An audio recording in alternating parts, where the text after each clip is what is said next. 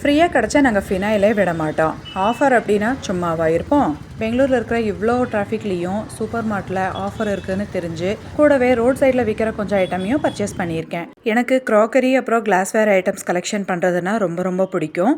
பார்க்க கொஞ்சம் அழகாக இருந்தால் போதும், கண்ணை உறுத்திக்கிட்டே இருக்கும். ஒரே ஒரு பிரச்சனை என்னென்னா வீட்டில் சரியாக அதை வாங்கி அடுக்க முடியாது, அதனால வாங்க மாட்டேன். ஸ்டார்டிங் ப்ரைஸ் 13 ருபீஸ்லேருந்து அண்டர் 99 வரைக்கும் இருக்கிற என்னெல்லாம் ஐட்டம்ஸை பர்ச்சேஸ் பண்ணியிருக்கேன்னு பார்க்கலாம்.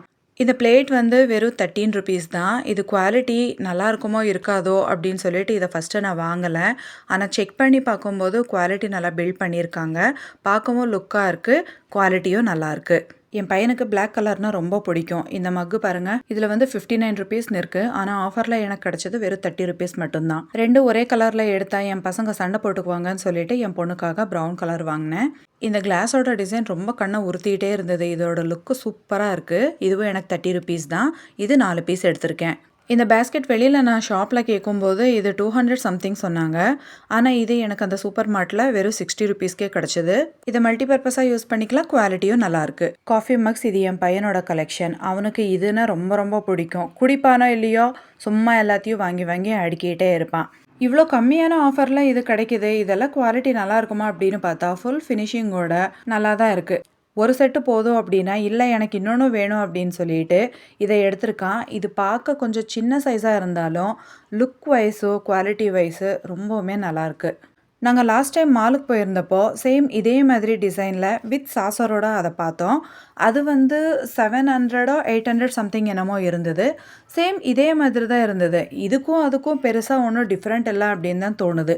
அது மால் அப்படிங்கிறதுனால கொஞ்சம் காஸ்ட் அவ்வளோதான்.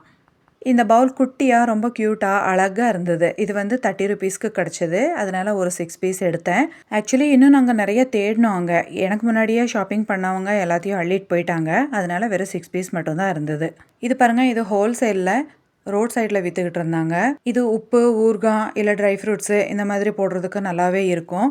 ரோட் சைடு தானே, நல்லாவா இருக்க போகுது அப்படின்னு போய் பார்த்தோம்.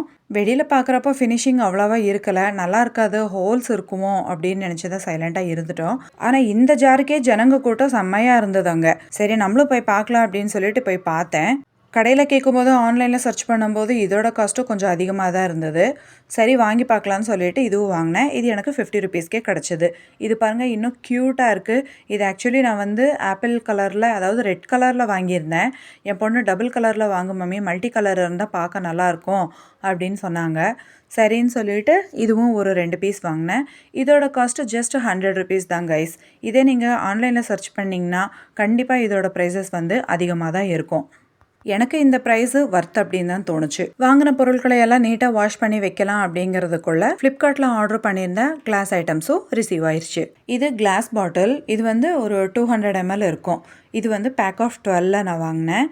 ஏற்கனவே என்கிட்ட ஒன்று இருக்குது, இன்னும் வேணும் அப்படின்னு சொல்லிட்டு இதை நான் ஆர்டர் பண்ணியிருந்தேன்.